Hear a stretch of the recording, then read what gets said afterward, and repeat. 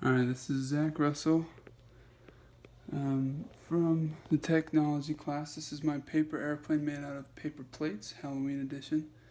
I used 2 paper plates, some tape, 1 penny.